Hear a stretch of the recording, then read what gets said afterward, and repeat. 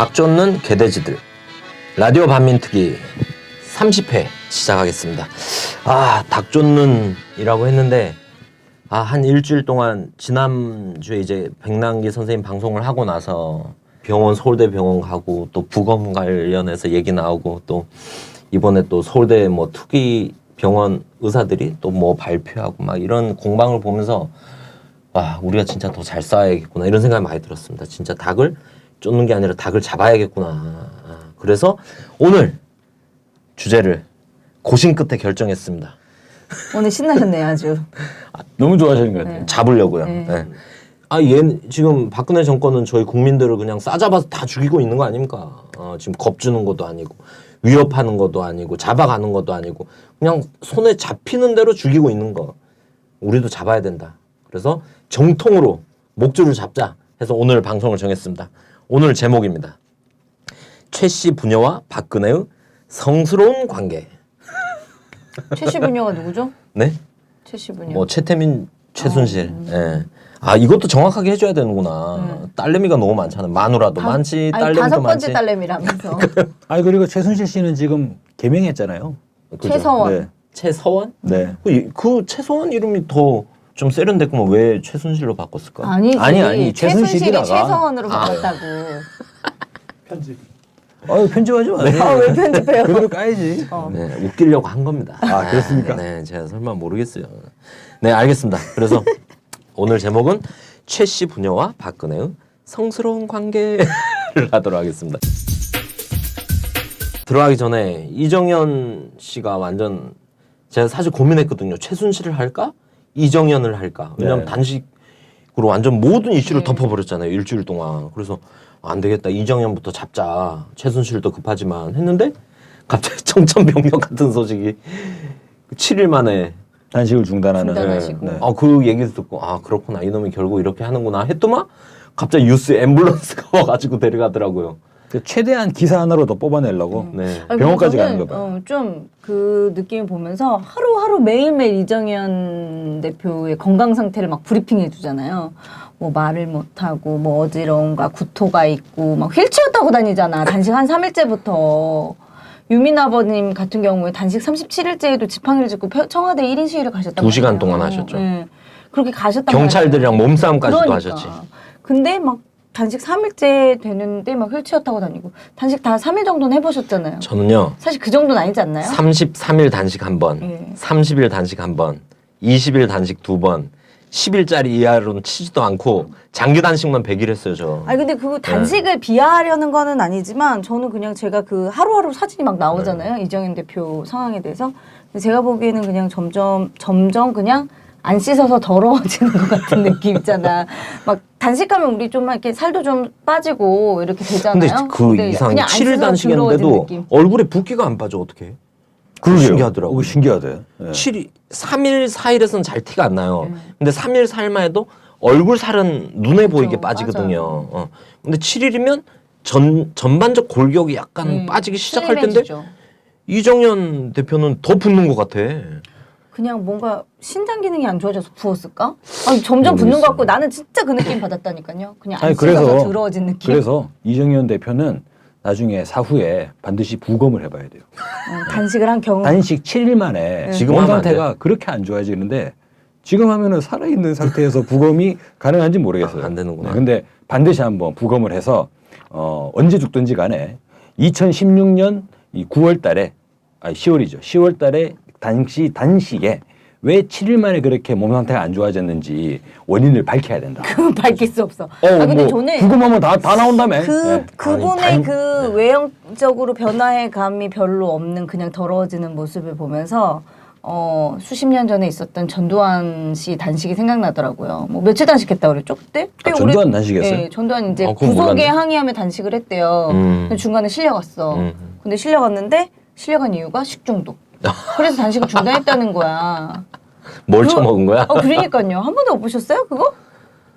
그런 일이 네. 있었어요? 그 막 페이스북에서 떠도는 이야기인데 카더라는 아니라고 하던데. 네. 근데 이정현 대표가 단식의 목적이 있잖아요. 모든 의제를 덮기 위해서. 왜 다른 의제를 덮으려 했냐? 여기서 핵심이 최순실 게이트가 아니냐 이게 뭐 세간의 평이죠.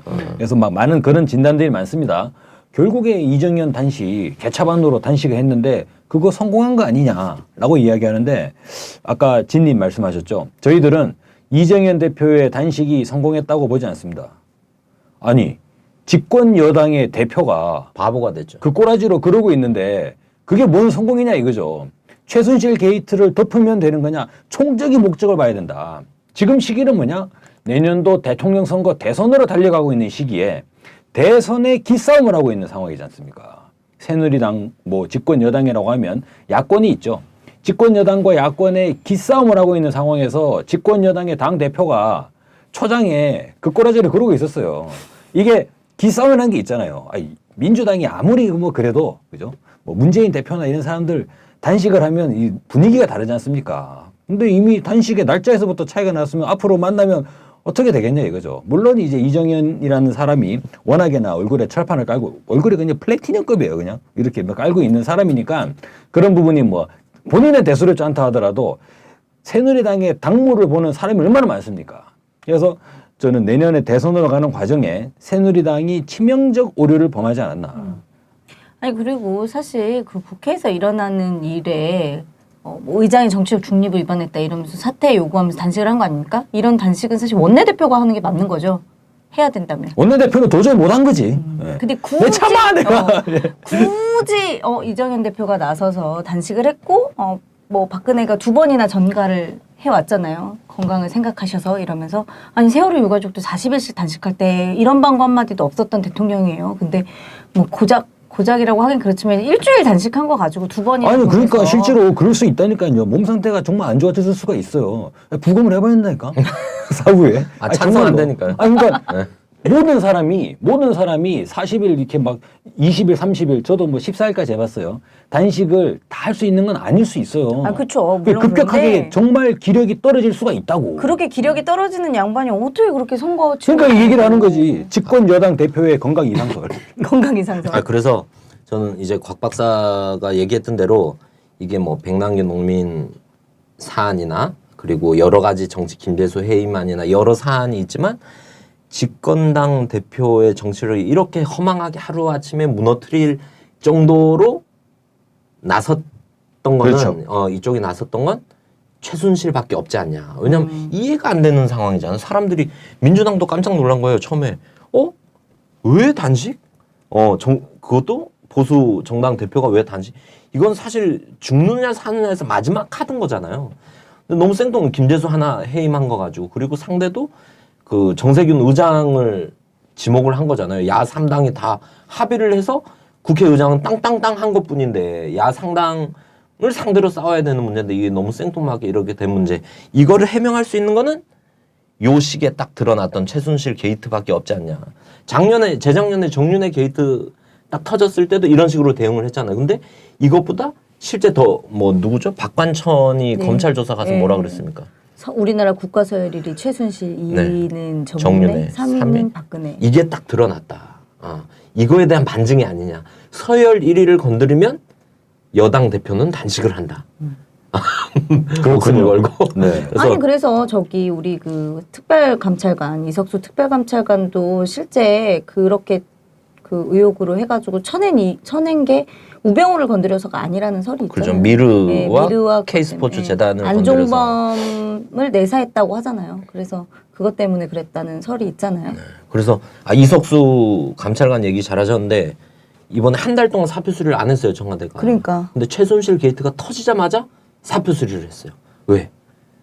이석수 감찰관이 미르 재단과 K 스포츠 재단을 사찰을 하고 있었다. 근데 이석수가 감찰관 자리에 있으면 청문회 강제로 나와야 된다 그러죠. 아니 그래서 그 이석수 특별감찰관하고 손발 맞춰서 같이 감찰 업무 하던 직원들도 다 잘랐다는 거 아니에요. 거기서. 그래서 우리는 최순실을 한번 봐보도록 하겠습니다. 좋습니다. 예.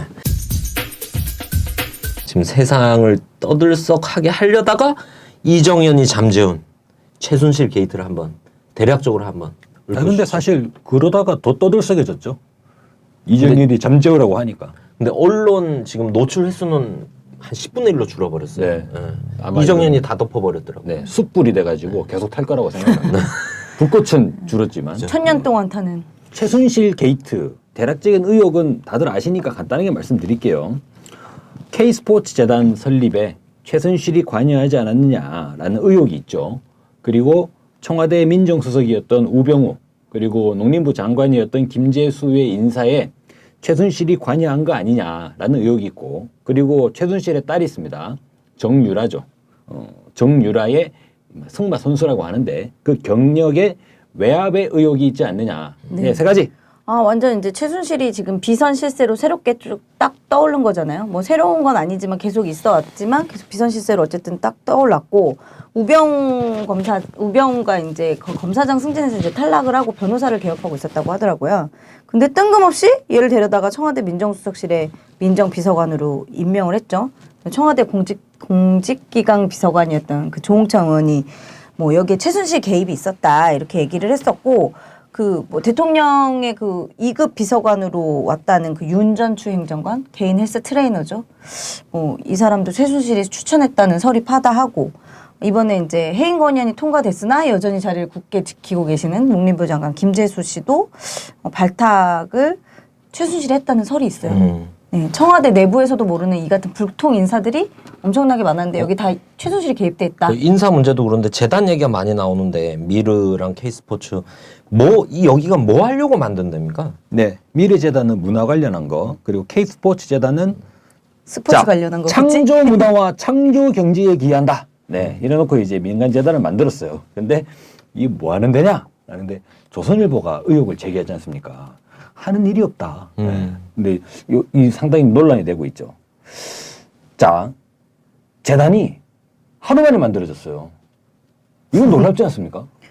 아니, 세월호 가족협의회도 사단법인 만드는데 1년여가 걸렸잖아요. 엄청 깐깐해요. 네, 제가 아는 사람들도 사단법인이라는 게 있잖아요. 네. 사단법인도 정부에서 이제 등록 허가를 해줘야 되고 재단도 그러고. 근데 사단법인보다 재단이 재정 규모도 많아야 되고 정부에서 관여하는 게 훨씬 깐깐한 거예요. 쉽지가 않은 거예요. 보통 1년은 보통인 거예요. 뭐 대표진을 어떻게 할 거냐, 자본금 규모를 어떻게 할 거냐, 또 앞으로 어떤 일을 할 거냐, 공익적 활동을. 이것도 계획이 현실성 있게 꼼꼼하게 해야지. 또 공무원들이 일을 깐지게 잘한다는 것보다 정말 관료적으로 이거를 문서가 정말 완벽하게 완비되지 않으면 그니까요. 예, 완비돼서 제출을 해도 검토하는데 보통 수개월이 걸리는 거죠. 근데 이건 사람들이 계속 얘기하는 게 말이 안 된다. 그리고 가서 직접 받아왔다며요. 재단 설립 서류를 공무원이. 우리나라 행정 시스템 엄청 좋아졌어요. 그 국회에서 그 국무총리가 하도 이제 야당 의원들이 따져 물으니까 아니 하루 만에 만든 허가해준 재단이 있다 그랬거든요. 뻥이었잖아요. 네. 밝혀보니까 없어. 네. 있을 수가 없죠. 그렇죠. 아, 이런 거 위증으로 처벌해야 되는 거 아니에요? 그러니까 정부가 만든 재단이죠. 이런 걸로만 봐도. 그러니까 이제 이게 단순히 정부 차원을 뛰어넘어가지고 돈을 구성하는 과정을 보면 K스포츠 재단에 돈이 어디서 나왔습니까? 각종 재벌들에게 나왔는데 이게 언론에다 공개가 됐지 않습니까? 삼성 204억 원, 와. 현대 111억 원, 삼성이 204억 원? 예. SK 111억 원, LG가 78억 원. 이게 쭉 삥 뜯어가지고 삥 뜯었다, 삥 뜯어가지고 삥 뜯은 거죠. 전체 19개 기업이 288억 원을 출연을 했는데 이 내는 금액이요. 재계 순위네, 네, 거의. 재계 서열 순위가 거의 같다는 거예요. 그러면 이 배당 해준 금액을 거 아니야, 배당? 이 금액을 각 이 재벌들이 자발적으로 냈을까? 아니면은 뭔가 금액을 정해놓고 삼성이 이 정도니 현대는 얼마 내시오 이렇게 된 건가 의혹이 제기가 되죠. 이 과정에서 이승철 정경련 부회장이 돈이 모인 사실을 청와대 당시 안종범 경제수석에게 보고를 했다는 정황까지 알려져 있죠. 그럼 이거는 누가 이런 돈을 뜯을 수 있느냐. 여기에서 야 뭔가 있다 이게 이렇게 되는 거죠. 근데 이게 거의 800억을 모았다 그러던데. 그러니까 미래재단 500억에다가 대략 500원, 486억 원이죠. K스포츠 288억 원. 그러니까 대충 퉁치면 한 800억 정도 되는 거죠. 예. 아니 800억이면 뭐 은행이자 1%만 해도 이거 얼마예요? 8억이요. 8억. 1년에 8억이네요. 운영비는 빠지네. 아 근데 이게 이 돈으로 뭘 했냐는 거야. 아무것도 한 게 없잖아요. 사실 들어봤어요? 미르재단, K스포츠 재단 이런 거? 이번에 듣는 거죠. 이번에 지금. 들었죠. 네. 저 좀 처음 들었거든요. 근데 미르재단은 한식 세계와 K스포츠재단은 태권도 유네스코 등재를 추진한다고 이렇게 태권도 했는데. 얘기는 나왔죠. 그 공론화 될 때 해외 순방할 때 박근혜 그 여기 K스포츠재단 태권도 시범단이 갔었대요. 근데 태권도 전문가들이 다 그런 거예요. 아니 우리나라 태권도 단체가 엄청 많은데 그 중에서도 B급 선수들 데리고 왔어? B급 시범단을 데리고 대통령 해외 순방인데 그때부터 그건 좀 된 얘기예요. 그때부터 얘기가 계속 번지면서 또 이렇게까지 확장된 한식 세계화는 원래 이명박 부인이 하던 거 아니에요? 김윤옥 씨가. 그때부터 하던 거죠. 그때부터 네. 하던 거잖아. 근데 이미 이게 포지션 중복이 된다는 거죠. 네. 이미 다 하고 있는 건데 이것을 표방하면서 재단을 만들었는데 수백억 자금을 출연해서 이 전부 다 재벌들이 돈을 냈다. 그리고 정경련이 이것을 관여했다라는 거. 또 전두환이 떠오르네요. 이래재단? 네. 그죠. 이래재단이랑 완전 비슷하네요. 그 네. 나중에 비자금 마련하려고 그러니까. 했다. 근데 이게 자기들 나름대로 이제 미르재단이나 K스포츠재단이나 뭐 공익적 활동, 좋은 활동을 하려고 만들었잖아요. 근데 해산을 해 때문에. 했다고 해요. 그러니까 논란이 되니까 논란이 되니까 이거 도둑이 제발 그러니까 이게 되는 거지. 문제가 있는 거죠. 해산을 했고 이미 이 재단에다가 자본을 투여했던 재벌들은 관련된 재단과 관련된 문서들을 없애고 있다고. 그래서 아니 근데 이게 사단법인 같은 것도 해산할 때 개인이 돈을 다시 가져갈 수 없단 말이에요. 네. 이거 사단법인 같은 거 해산할 때 비슷한 일을 하는 곳에 기부하거나 아니면 국고로 이렇게 귀속시키거나 이러거든요. 이거 남은 돈이 있을 거 아니에요. 한 만들어진 지 얼마 안 근데 됐을까? 이미 그 800억 중에 그 여기 이사들이 자체로 이 허가나 등록 검토를 받지 않고 자체로 알아서 쓸 수 있는 돈이 600억이 넘는다 그러더라고요. 국정원이요? 그렇게 이제 정관을 이미 짜놓은 거예요. 800억이 들어오고 그 중에 한 200억은 이제 정부의 이런 취지에 맞게 써야 되고 운영을 해야 되지만 나머지는 자체로 판단해서 쓸 수 있는 돈 600억 이상이었다 그러더라고요. 이미 600억은 이동을 했겠죠. 어디론가. 어딘가로 갔겠지. 그러려고 만든 거니까. 이래재단도 그러고 이것도 그러고. 그런 의혹이 이제 증폭되고 있는 거다. 만든 지 얼마 안 됐는데 바로 또 해산했다는 거 보면서도 오히려 그런 의혹은 더 증폭하는 거 아니냐. 그렇죠. 근데 이 K스포츠 재단 진짜 웃긴 게 여기 재단 사무실이 뭐 최순실 집에서 몇 500m? 50m. 50m? 500m도 아니고 50m였어요? 뭐 그리고 뭐 박근혜 집에서도 굉장히 가깝다고 하고 박근혜 이제 그 원래 살던 집에서 근데 여기 이사장이 누군 줄 아세요? K스포츠 이사장? 정동춘 씨? 네, 그 사람이 최순실 씨가 다니던 스포츠 마사지 센터 뭐 이사장이라고 하는데 스포츠 마사지 센터 이사장씩이나 있어야 되는지는 모르겠지만 아니 뭐 자기 동네 친구 갔다가 앉혀놓은 거 아니에요 거기. 참 이게 좀 이렇게까지 되네요. 저희 처음에 김기춘 막 비서실장 세우고 할 때 너무 비선들이 인력 풀이나 인사들을 너무 자기 사람들 너무 가까운 사람들 유신 때 사람들 이렇게 모아낸다 이랬던 게 엊그제인데 그 다음 단계가 이제 정윤회가 얘기하고 네. 그 다음 최순실이 나오고 나니까 이제는 마사지 센터 이사장까지 아 이거 완전 바지 사장 아닙니까? 그 미르재단 이사장 또 봤어요? 미르재단 이사장? 누구예요? 박근혜 취임식 때 입었던 한복 아, 그 디자이너 그 디자이너가 이사장 진짜 동네 친구들 갖다가 박근혜 옷 맞춰놓은 만들어주고 거네. 그리고 최순실 마사지 해주고 하면 다 한 자리씩 하는 거예요 지금 나라가. 네. 하여간 이것도 웃기더라. 하여간 뭐 이런 문제가 있고 근데 지금 검색어 최순실 얘기되면서 또 얘기 많이 나오는 게 최순실의 딸 얘기죠. 네. 아까 얘기하셨던 정유라. 그리고 이 사람한테도 우연의 연속, 특혜의 연속이 있었다 하는데 요것도 한번 얘기해 주시죠. 네, 그렇습니다. 뭐 이화여대 쪽에 사람들은 우연의 일치일 뿐이다라고 얘기하는데 그럼 원래 이화여대가 많이 나오네요. 그러기 때문에 이화여대 총장 관련해 가지고 목소리가 계속 나오는 거 아닙니까? 2015년에 최순실의 딸 정유라 씨가 승마 특기생으로 이제 뭐 돼 있죠. 근데 이게 2013년부터 얘기가 돼요.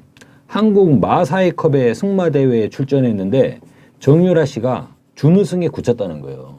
그런데 정말 우연히도 경찰이 판정 시비를 조사하더니 당시 박근혜 대통령 취임 초기죠. 2013년 4월이니까 유진용 문체부 장관을 불러가지고 문체부 국장과 과장이 나쁜 사람이더라 라고 얘기를 했답니다.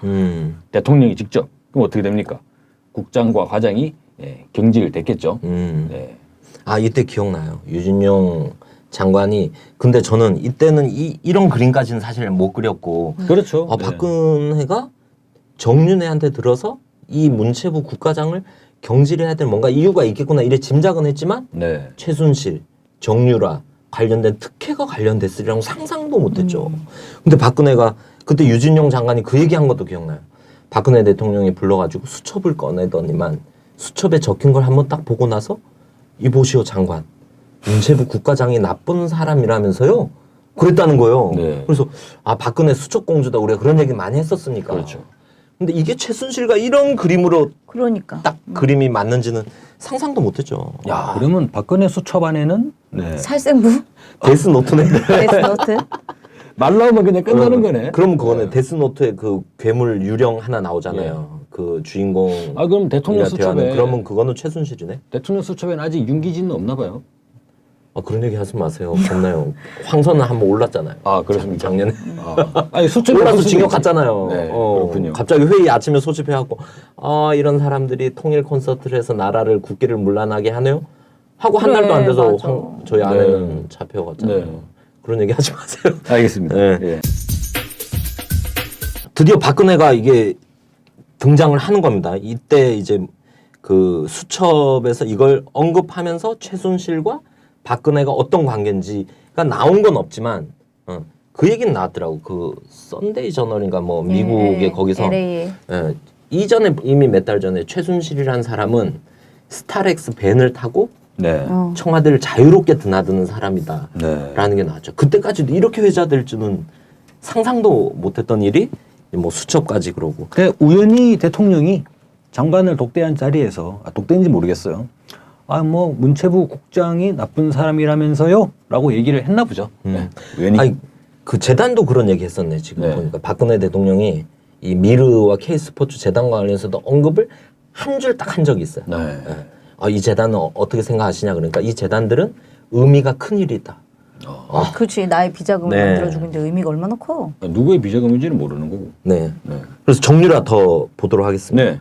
그러더니 그해 6월 달에 마장마술 국가대표 선발전이 있었어요. 여기에 정유라 씨가 이제 출전을 했겠죠. 근데 4위를 했어요. 4위를 해가지고 국가대표가 된 거죠. 이때 4위까지 되는 건가요? 안민석 국회의원이 실수가 잦았는데도 심사에 반영되지 않았다 그러고 다른 선수들의 이의 제기도 받아들이지 않았다라고 이야기를 했죠. 근데 어쨌거나 이것으로 국가대표 자격을 따서 2014년 9월에 아시안게임에 출전을 합니다. 그래서 금메달을 따는데 뭐냐? 단체전 금메달을 단체전 아니, 금메달을 출전하긴 한 거죠. 그죠. 아니 경기를 나가서 하긴 한 거죠. 그냥 그래서 후보로 앉아 있었던 이걸로 거고. 이걸로 이화여대 체육 특기자로 지원을 해요.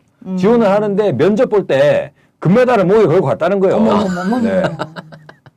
국가대표 옷을 입고 국가대표 네. 승마복 입고 부끄러워라. 금메달을 되게 걸고 민망하죠. 갔다는 아니 거예요. 그거 이력서에 일반인 다 썼을 상식으로는 텐데. 부끄러운 짓이잖아. 어머 진짜 창피해 죽겠네. 서류에 다 있는데 그러니까 소리에 다 있는데. 약간 좀 똘끼 그 얘기는 있어요. 왜냐면 엄마가 시켰을 것 같아. 금메달 서류 접수는 금메달 따기 전에 한 거예요. 네. 서류를 접수해놓고 맞다. 나가서 네. 금메달을 딴 맞아요, 거예요. 맞아요. 네. 그래서 달고 그래도 민망하잖아요. 들고 가면 되잖아요. 네. 들고 가서 이렇게 땄다고 보여주면 되지. 단체복 입고 승마복 입고 목걸이 메고 갈 건 뭡니까 그거는. 시키는 대로 하는 사람인가 봐. 엄마가 시켰을 거야. 그 장면 자체가 웃긴 거잖아요. 근데 네. 되게 웃겼겠다. 같이 면접 본 애들. 쟤 뭐야? 막 이랬겠는데.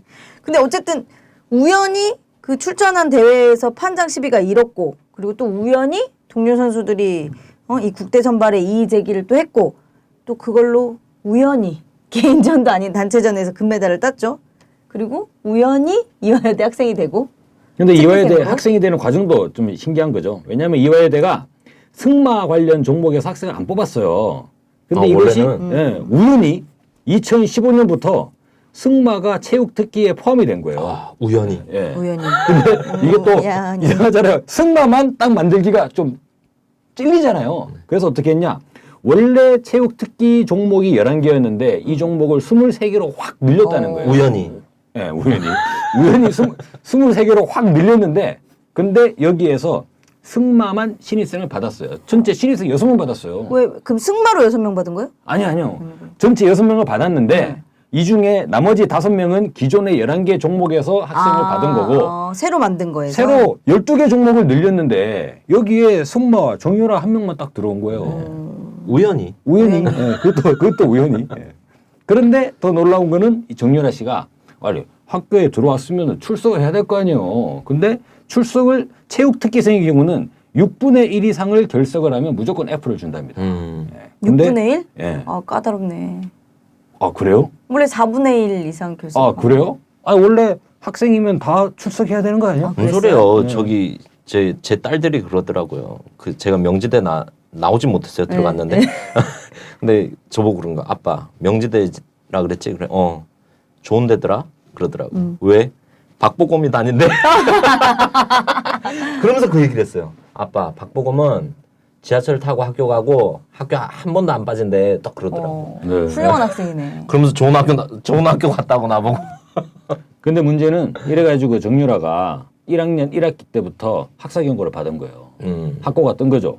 학고를 받자 뭐든지 모르겠지만 아무튼 또 우연히 최순실이 이화여대를 한번 찾아갔대요. 우연히 갔겠죠. 예, 우연히 갔는데 정말 우연히 정유라의 지도교수가 바뀌었다는 겁니다.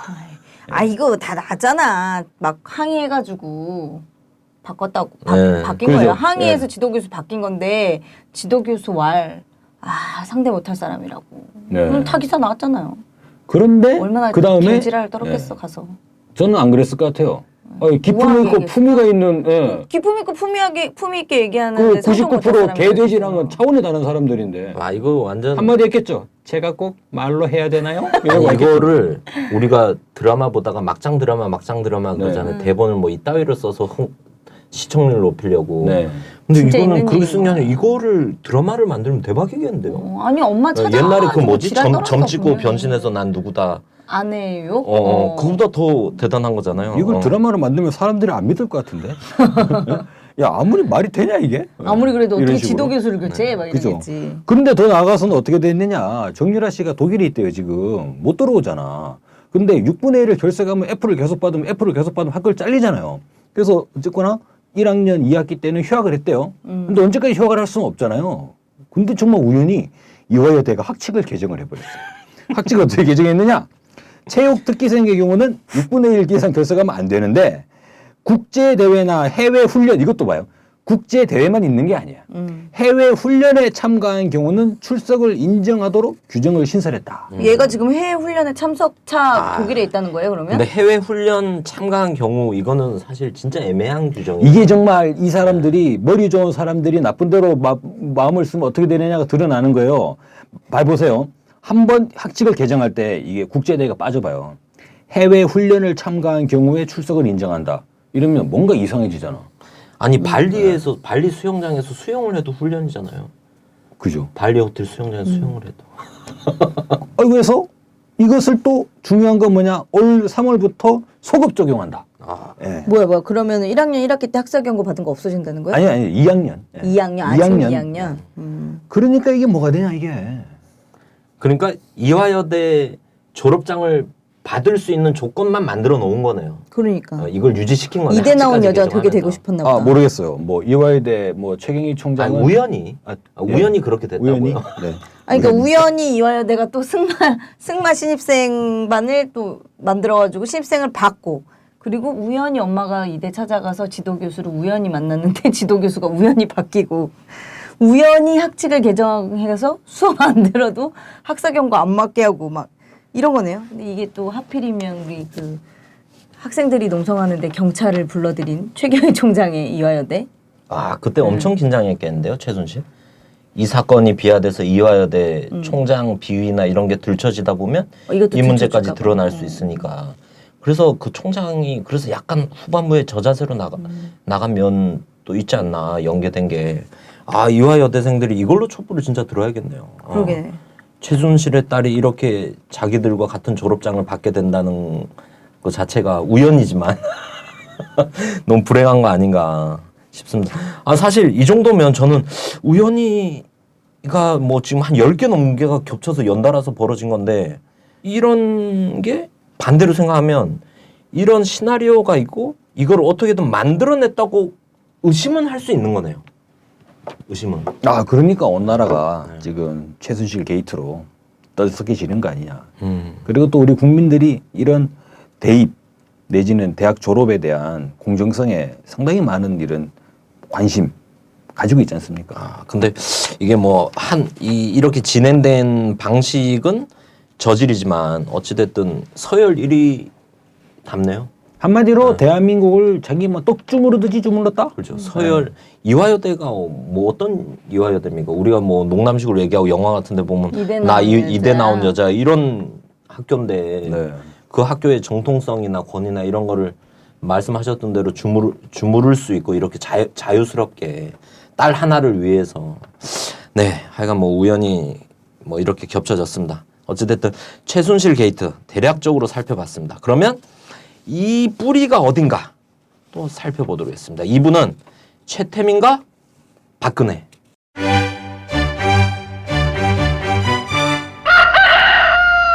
최순실은 어찌하여 이렇게 대한민국 전체를 이렇게 강타하고 있느냐? 어떻게 보십니까? 최순실은 흔히 나오고 있죠. 이건 뭐라고 불러야 될지 모르겠는데 최태민 목사인지 최태민 승려인지 최태민 사장인지 아니면 최태민 사기꾼인지 뭔지 모르겠는데 아무튼 최태민 씨의 딸이잖아요. 거기서부터 모든 건 출발한다. 최태민이 누구냐? 이것은 위키리크스가 친절히 가르쳐주고 있어요. 미국에서 미국의 힘을 빌려야죠. 우리가 진위 여부를 판단하기 어렵지 않습니까? 이럴 때는 가장 공신력 있는 미국. 얼마나 공신력 있어요. 바로 알렉산더 버시바우 주한 미 대사의 힘을 한번 빌어보자는 거죠. 2007년도 7월 20일에 버시바우 주한 미 대사가 본국에 보내는 외교 문안 이것을 위키리크스가 폭로했지 않습니까? 거기에 뭐라 나오느냐? 죽은 최태민 목사가 박근혜의 인격 형성기에 박근혜의 몸과 영혼, body and soul을 완전히 통제했으며 이게 가능합니까? 부부 사이에도 이게 안 되는데? 버시바우한테 물어보고 싶어. 어떻게 알았는지. 아니 부부 사이에도 몸과 영혼이 서로 통제가 안 되는데. 아니 부부는 인격이 완성된 상태에서 결혼을 하잖아요. 이거 인격 형성기에 인격 형성기에 뭐 통제했다니까 통제가 되나 보죠. 그런 결과로 최태민의 자녀가 막대한 재산을 축적했다는 소문이 널리 퍼졌다. 자, 이 두 가지가 의미가 있죠. 첫째, 소문이라고 해서 소문. 그래서 팩트인지 아닌지는 알아봐야 되는 거죠. 근데 둘째는 뭐냐면, 알렉산더 버시바우가 누굽니까? 미국 외교가에 이 사람 예전에 러시아가 구소련 자빠지고 나가지고 러시아 초대 그 대사란 사람이에요. 그러니까 미국의 자본주의 외교에 천병에 있는 사람이고 미 국무부가 상당히 중시하는 인물이잖아요. 그렇죠. 그러니까 이명박 친형이 찾아가서 그죠? 저희 동생 뼛속까지 친밀하고 꼭 받아달라고. 근데 이 버시바우가 워싱턴에 보내는 정부 공식 문서지 않습니까? 거기에 언급을 했다는 정도면 야 이거는 뭔가 이거죠. 워싱턴의 미국의 이제 국무부 사람들도 이 사실은 알아야겠다라고 버시바우가 중요한 정보라고 판단한 생각한 거죠. 네. 그러니까 이걸 올린 거지. 이런 면에서 이거는 워싱턴이 알아야 되는 거면 당연히 우리 국민들도 알아야 되는 거죠. 그래서 제가 오늘 우리는 다 압니다. 우리 라반특 청취자들은 다 아실 테니까. 근데 그 최태민이 그렇다면 어찌하여 박근혜의 바디 앤 소울이라고 하니까 통제하게 됐느냐라고 할 때 많은 사람 주로 보면 이제 알려져 있는 바에 따르면 1974년으로 이제 거슬러 갑니다. 당시에 유경수가 사망했잖아요. 유경수가 사망하고 그 박정희 대통령의 장녀라고 하는 이제 박근혜 당시 영예라고 할까요? 영예가 거의 뭐 비통한 상황에 빠져가지고 스스로 되게 힘들어했다. 이때 김형욱 회고록 중앙정보부장이죠. 김형욱의 회고록에서 당시에 최태민이 박근혜에게 썼다는 편지 내용을 이렇게 전하고 있습니다. 어머니는 돌아가신 게 아니라 너의 시대를 열어주기 위해 길을 비켜줬다. 이런 얘기가 있다는 거예요. 네가 그걸 왜 모르느냐? 너를 한국, 나아가 아시아의 지도자로 키우기 위해 자리만 옮겼을 뿐이다. 라고 하면서 여기 이거 보면서 진짜 이 사람은 목사야 뭐야 이 생각이 드는데 어머니의 목소리가 듣고 싶을 때 나를 통하면 항상 들을 수 있다. 이런 얘기를 했다는 거죠.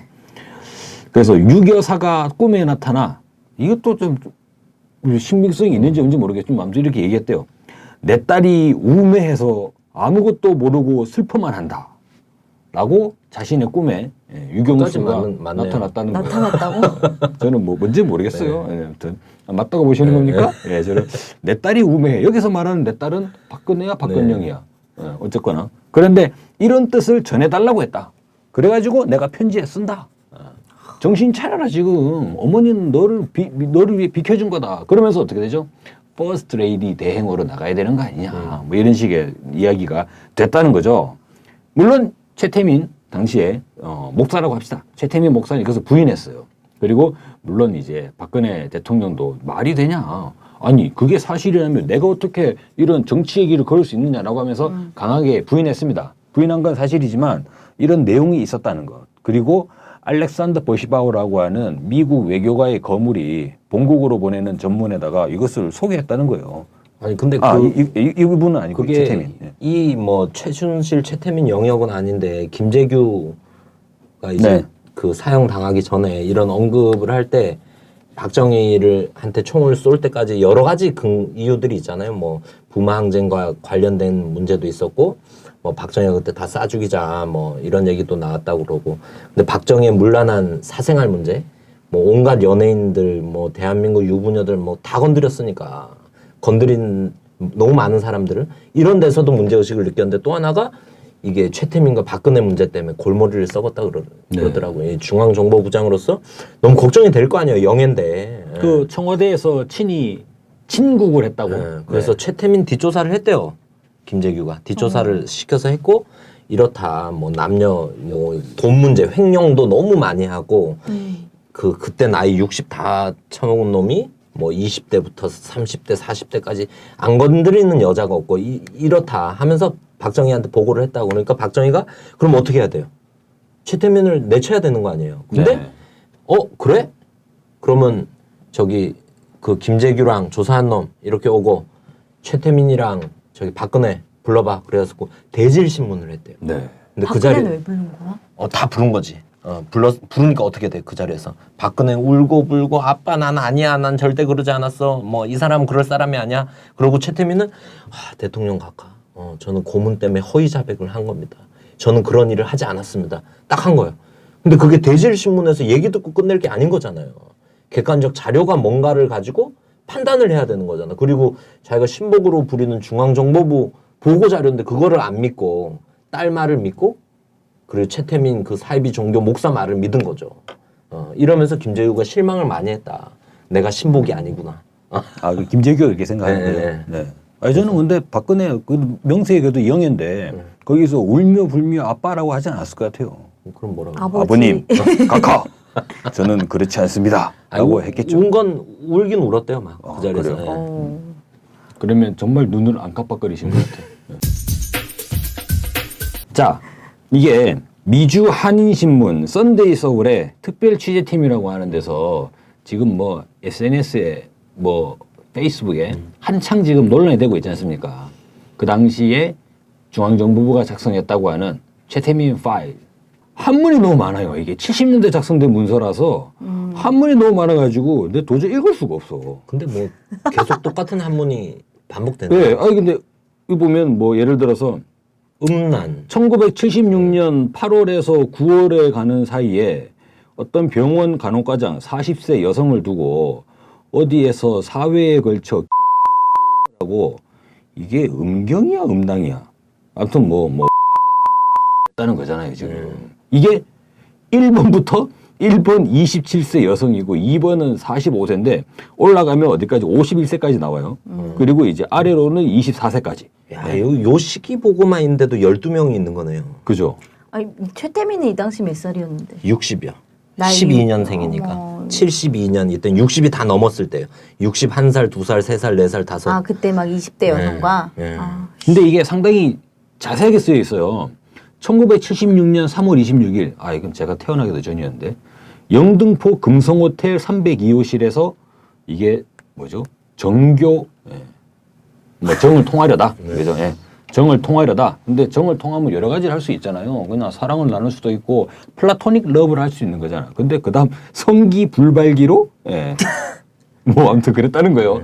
야, 근데 이거 어떻게 알았지? 중앙정보부는. 아니, 이렇게까지 자세하게 어떻게 뭐 도청을 했을 미행을 수도 하고 있고. 도청을 하고 이랬기는 하겠는데 그럼 여기 몰래 카메라 설치했나? 이게 몇 70년대. 년 몇 월부터 막 이 72년부터 시작해서 70년대 초중반. 70년대 초중반에 이렇게 12명의 여성과 12명이 다가 아니겠죠. 이거는 이제 밝혀진 게 이 중앙정보부가- 정도인 거고. 네. 예. 중앙정보부가 대표 조사한 사례로 거에만 이렇게 나왔을 가능성이 있지 않냐? 쓰레기 중에서도 상쓰레기네요.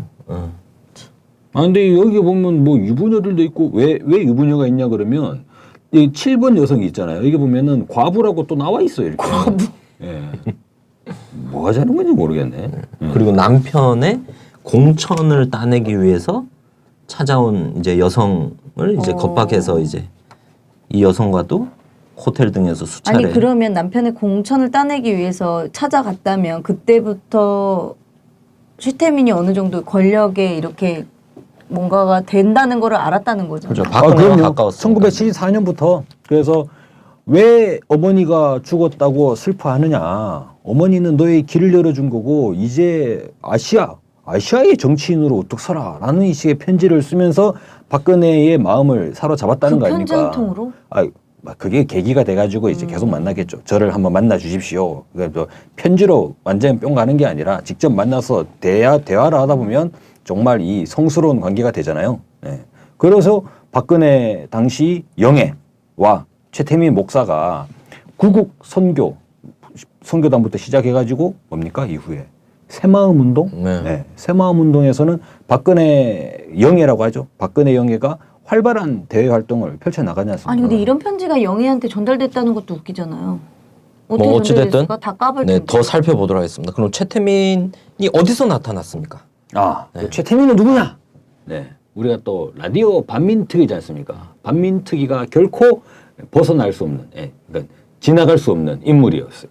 일제 경찰 출신이다. 그죠? 네. 최태민이 대략적으로 볼 때 지금 1912년생 아니냐 이렇게 얘기되고 있죠. 근데 1942년도부터 황해도에서 순사를 하던 그러니까 해방 전까지 이렇게 알려져 있습니다. 해방이 되고 나자 이게 신기하게 8월까지는 황해도 순사를 했는데 9월 달에는 강원 도경 소속 경찰이 돼요. 그러면 8.15 해방이 되고 뭐 했을까? 잠적하지 않았을까? 뭐 이런 생각할 수 있죠. 근데 9월 달에는 강원도로 이제 북한에 있다가 38선을 넘어서 남한으로 내려와서 강원도에서 아니, 경찰을 하죠. 강원도도 북한이었을 수도 있어요. 그렇네요. 네. 네. 그렇네요. 그럴 수 있겠네요.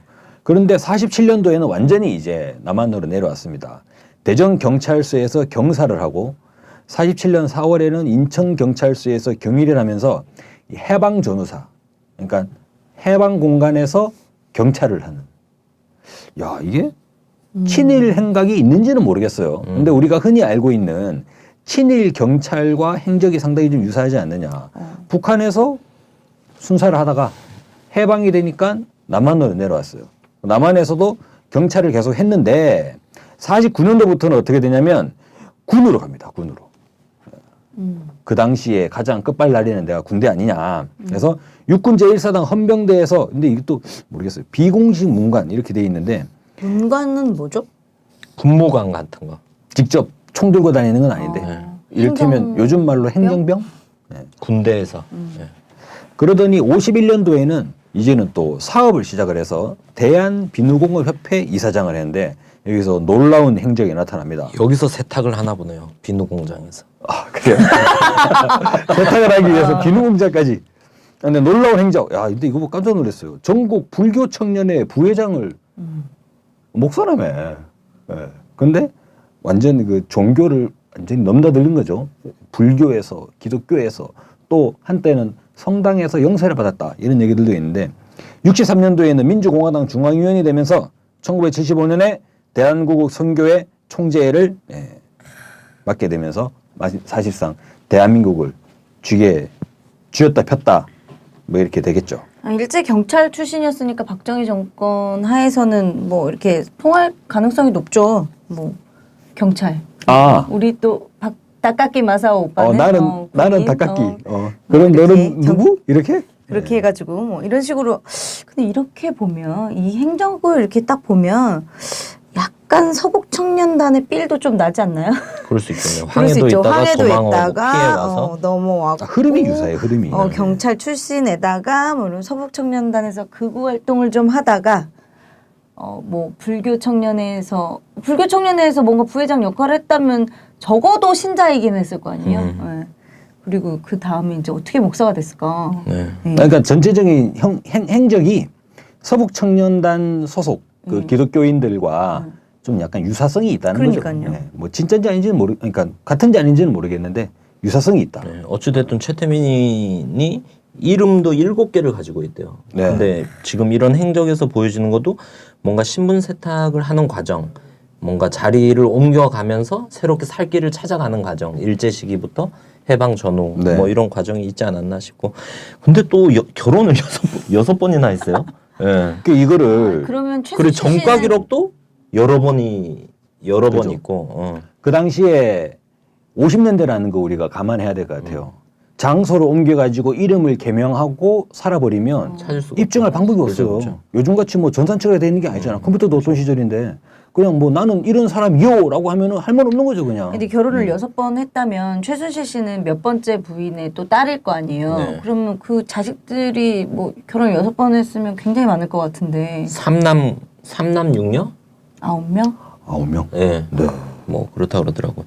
어찌됐든 또 종교도 처음엔 뭐 스님도 했다가 그리고 성당에서 영세도 받았다가 그리고 또 기독교를 가다가 그리고 또 스님이 됐다가 뭐 하여간 이런데 스님도 네네.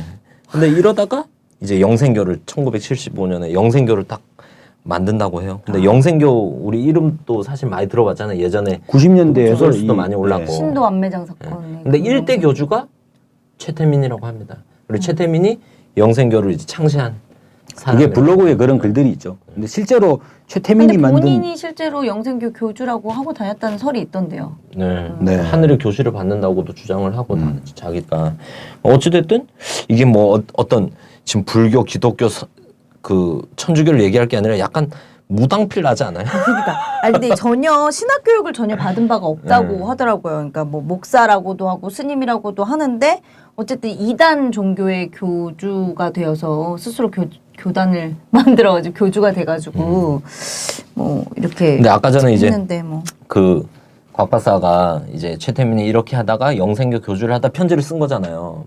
박근혜. 아니죠. 편지를 쓰고 나서 그 다음에 영생교 교주가 된 거예요. 순서가 딱 그렇게 네. 되나요? 근데 어찌됐든 이걸 딱 보면서 사실 버시바우 보고서 중에 최태민을 그 러시아 제정 러시아 시대에 라스푸틴 그 괴짜 승려랑 비교했던 문구도 있잖아요. 수도사 아니야 버시바우가. 수도사? 수도사가 승려인가요? 누가? 누가? 어. 라스푸틴이 수도사라고? 뭘 수도해? 섹스를 수도해? 네. 모르겠어. 그러니까 수도사도 라스푸틴이 아닐래? 너무 최태민이랑 약간 비슷한 유사하죠. 네, 너무 유사하죠. 그 라스푸틴도 너무 방탕하게 막 돈주왕처럼 막 여성들 이렇게 뭐라 그래요 그런 걸 막 유린했죠. 그러고 살다가 우연하게 여성들 그러고 살면서 자기가 승려니까 사람들을 치유해 준다고 이런 걸 옛날 약장사 같은 거 있잖아요. 다니면서 막 기도하고 막 무당처럼 막 이렇게 하면서 고쳐준다. 근데 우연히 제정 러시아 황제 아들을 고친 거예요, 실제로. 진짜로 고쳤어요. 라스푸틴이. 실제로 고친지는 모르고. 우연히 된 거죠. 우연히 맞아 떨어진 거. 그러면서 완전 신임을 받은 얻은 거지. 거죠. 황후의 마음을 완전히 그래서 사로잡았어요. 황제가 라스푸틴 제 괴승인데 쫓아내자 하는데도 황후가 막 울고불고 하면서 아들을 구해준 사람이다. 근데 이게 아들의 고마움만인지 라스푸틴이 또 황후의 뭐죠? 바디앤 소울을 어떻게 지배했는지 또 모르는 거잖아요. 그러니까 이제 소문이 난 거죠.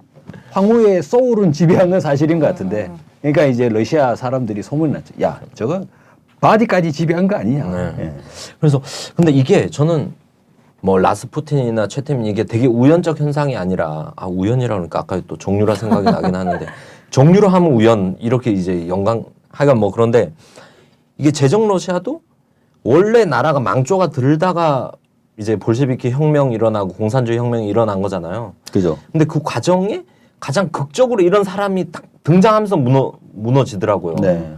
그게 라스푸틴. 결정적으로 무너뜨리는 사람들이 나오게 되잖아요. 네. 하여간 그런 면에서도 이게 되게 그 비슷하지 당시에 않나. 니콜라이 2세죠.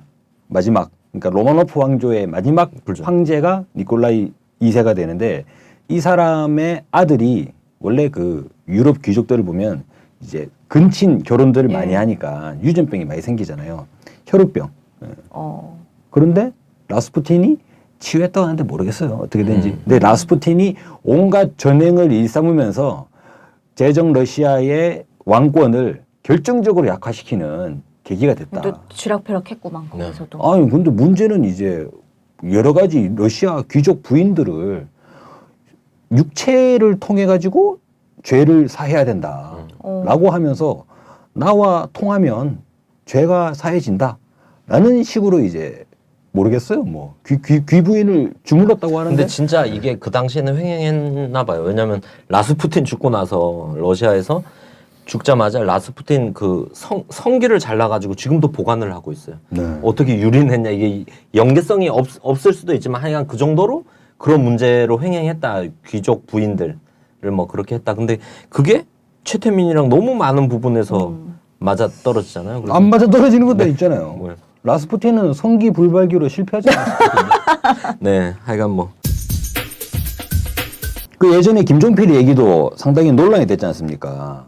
최태민이 자식까지 있는 애가 뭔 정치를 한다는 거냐 이런 직격탄이 터져가지고 물론 이게 김종필이 직접 이 발언을 했다는 여부가 확인되는 건 아니죠. 네. 근데 이런 얘기를 했다라는 게 언론에 계속적으로 대대적으로 보도가 되면서 여론이 상당히 안 좋아졌지 않습니까? 김종필 박근혜 치면은 이 기사가 제일 먼저 그렇죠. 떠요. 네. 근데 김종필이 누구냐 이걸 잘 봐야 돼요. 친척이지. 김종필은 박근혜 지금 대통령의 이종 사촌 형부예요. 그러니까 5.16 쿠데타를 함께했던 박정희와 함께했던 인물이 김종필 아닙니까? 그러니까 박정희가 얼마나 김종필이 이뻤겠어요. 거기서 그래서 친인척이고. 예, 김종필을 결혼시켜준 거죠. 김종필도 중앙정보부 출신이잖아요. 그렇죠. 예. 그러니까 중앙정보부 출신에다가 정보가- 실제로 뭐 김종필이 이 말을 진짜 확실히 했는지 모르겠지만 그렇죠. 정보가 틀릴 사람은 아니죠. 네. 결국에 김종필의 발언 그리고 버시바우의 보고. 아 근데 출처는 완전 신뢰성이 매우 높은데요. 근데 우리는 가능성을 열어놔야 되죠. 얘들이 헛소리해서 가능성이 있는 거지. 예. 그러니까 뭐 버시바우가 나 뭐 워싱턴에서 한번 작살 나봐야겠다 해가지고 헛소리를 그냥 보고했을 수도 있겠지 뭐. 근데 이것만 보더라도 박근혜와 최태민의 관계는 보통 이상이다. 성스러운 관계다. 근데 우리가 좀 그래서 건조하게 볼 필요가 있어요.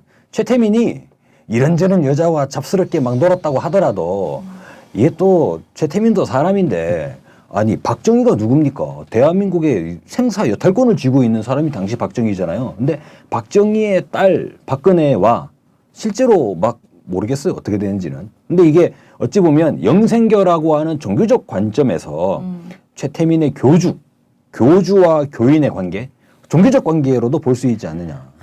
그러니까 최태민을 두고 박근혜가 그랬었잖아요. 뭐 어려울 때 도와주신 분이다. 뭐 그렇죠. 91년도 뭐 네. 중앙일보 인터뷰인가에서 그렇게 네. 얘기했다고 하는데 사실 사람이 어려운 일을 닥쳤을 때 종교에 힘만한 게 없거든요. 종교의 힘으로 이겨내시기도 많이 거기다가 또 하시거든요. 엄마가 네. 꿈에 나타났다는데. 그러니까 이런 종교의 힘을 좀 빌려서 어려울 때 도와주신 분이라고 했나. 그럼 또 봐봐요. 박근혜 근데 대통령이 이거는, 예. 봐봐요. 막 이런 말 하잖아요.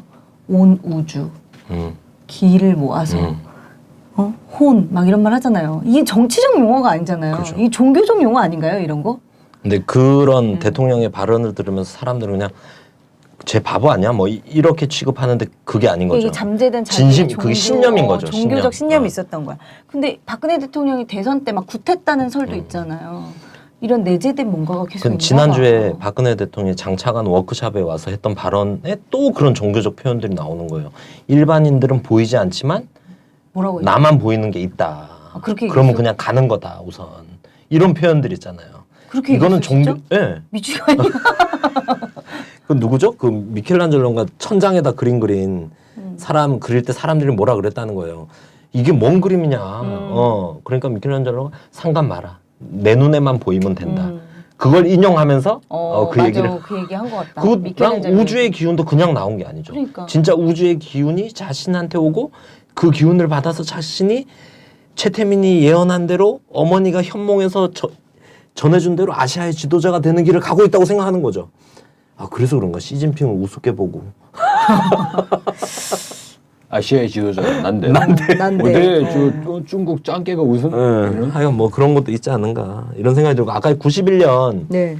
그 최태민 목사 어려울 때 도와주신 분 얘기가 왜 나왔냐면 90년에 편지를 한번 썼잖아요. 90년에 처음 유경재단 문제 불거지고 막 이러면서 싸울 때. 박근영이랑 박지만이가 공동 명의로 노태우 대통령 노태우 각하께 대통령에게. 친필 편지를 네. 읍소를 했죠. 짧게만 얘기하면 진정코 저희 언니는 최태민에게 철저히 속은 죄밖에 없다. 언니가 너무도 불쌍하다. 그래 언니를 도와달라는 거죠. 네. 언니를 어떻게 도와주냐? 언니가 최태민을 감싸는 걸 받아주지 마시라. 네. 노태우 대통령한테. 최태민은 문제가 있는 거죠. 문제가 있는 거고 근데 자꾸 언니가 감싸니까 최태민을 법적 처벌이나 정치적 제재를 가할 수 없었던 거죠. 유경재단 문제에서 뭐 붙고 이럴 때. 그래서 오죽하면 이게 이건 언론에 그대로 공개가 된 겁니다. 친필 편지 그대로. 실제 이런 팩트가 여러 가지 정황상. 근데 걔네 좀 둘도 좀 드러나. 이상하던데. 그래도 제가 볼 때는 그 유경수가 봤을 때 세 남매 중에 그래도 덜 우매한 사람이죠, 이 둘은. 왜 이런 거에 빠지지 않았으니까. 아니 근데 보시바우의 보고를 보더라도 저는 박근혜 대통령이 우매하다니 잘 모르겠어요. 여기 보면 이게 나오잖아요. 박근혜의 인격 형성기에 완전히 통제했다. 이게 나름대로 보고가 치밀한 게 있어요. 어떻게 사람을 저렇게 휘어잡을 수가 있을까? 말이 되냐? 근데 이 행간의 의미를 보면 인격 형성기에, 그러니까 어린 나이에 마치도 채 인생에 대한 삶에 대한 철학이 완전히 정립되기 이전에 그때 딱 이렇게 장악을 했다는 거죠. 어떻게 하면 이렇게 장악할 수 있는 거지? 그럼 장악할 수 있잖아, 왜? 네, 그래서 최근에 그 요즘 SNS에 그 40년 전 원래 최순실 관련해서 사진이 없어요. 단 2장이 있다 그러더라고. 단 2장. 근데 이번에 영상 하나가 나왔죠. 최순실이 새마음 대학생 총연합회 회장을 할 때 네. 그 뭐 옛날에 한총련 출범식 뭐 이런 것처럼 그런 행사를 하나 하는데 거기에 박근혜가 온 거죠. 박근혜는 새마음 봉사단 총재 자격으로 온 거죠. 근데 이게 새마음 얘기가 많이 나오는데 새마음이 하나의 뭔가 이 영생교에서는 제가 볼 땐 대중적으로 써먹을 캐치프레이즈 사상 같은 노선 거였어. 이런 캐치프레이즈 이런 거 같아요. 박근혜가 제일 처음 쓴 책이에요. 저작한 책. 그게 새마음의 길이에요. 새마음의 길.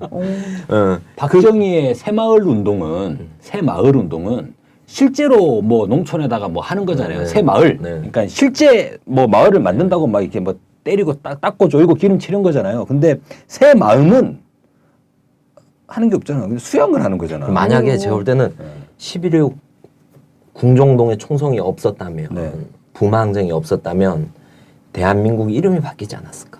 새마음. 새마음 민국. 새마음 민국. 저는 그런 구상이었을 거라고 보인다. 이게 뭐 농촌 현지에서 새마을 운동을 하고 사람들의 정신 사상 교양에서 옛날 나치가 운동하고 일본이 군국주의 막 하고 할 때 정신 수양 이게 있었을 거 아니에요. 얘네 친일 족속들이니까 얘네가 다. 네. 그러니까 새마음으로 하자. 근데 새마음에 얘네가 제일 먼저 밀었던 게 뭐냐면 충이에요. 충, 효, 예, 요걸 3대 사상으로 한 거거든요. 충, 박정희에게 충성하고 박정희에게 효도하고 박정희에게 예의를 다하는. 근데 거기에 또 정신적 지주는 최태민. 최태민이 그래서 새마음 갖기 운동본부 본부장, 박근혜가 새마음 봉사단 총재, 최순실이 새마음 대학생 총연합회 회장. 이런 관계였다. 그래서 이때 이 행사 영상이 한번 딱 나왔다 그러고. 네. 근데 그걸 딱 보면서 그 생각이 들더라고. 이 영생교 이단이 얼마나 무섭습니까? 이단 종교를 하나 가진다는 게.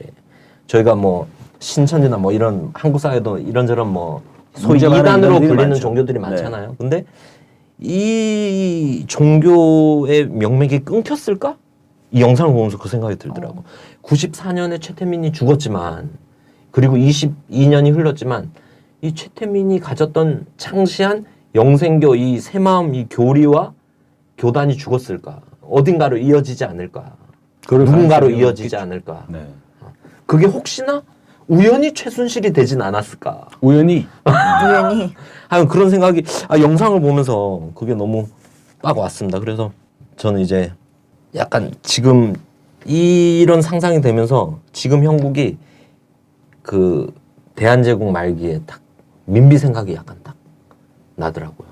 네. 오히려 라스푸틴을 최태민에 비교했다면 뭐 박근혜, 대통령을 보면서 민비가 막판에 구판 벌린이라고 나라 돈을 완전 탕진을 했다 그러잖아요. 하루 걸러 한 번씩 구판을. 근데 구판이라는 게 뭐 동네에서 하는 뭐 몇십 명 모여갖고 그냥 작두 타는 구판이 아니라 뭐 금 깔고 쌀 깔고 비단 깔고 어마어마하게 막.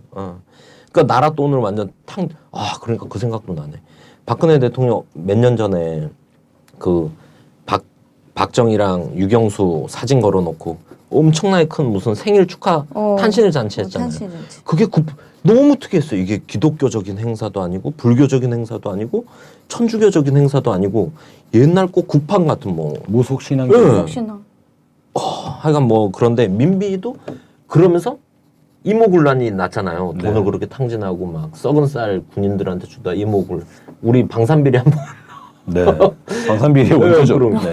그러고 이모군란한테 일본 군인 몇 명 죽었다고 완전 그 불평등 조약을 맺잖아요. 그런 게 지금 사드랑 또 비교가 되고.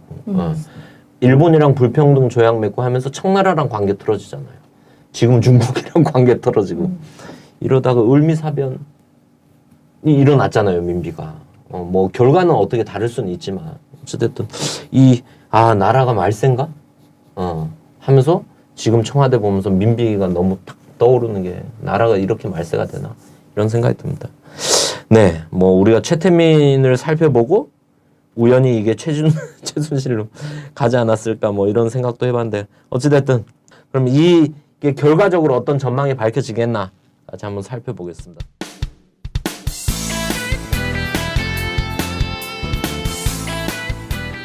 2부에서 계속됩니다.